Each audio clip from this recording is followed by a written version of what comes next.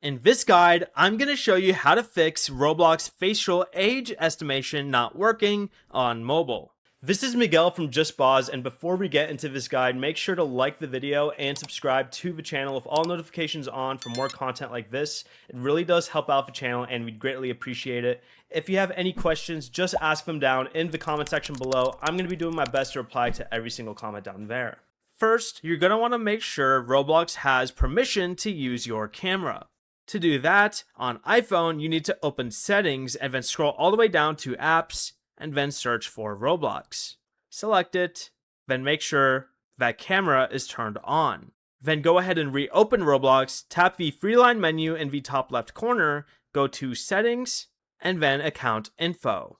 Under Age Group, tap Continue with Selfie and try the facial age estimation again. Make sure your face is clearly visible and that you're in good lighting and nothing is covering your face.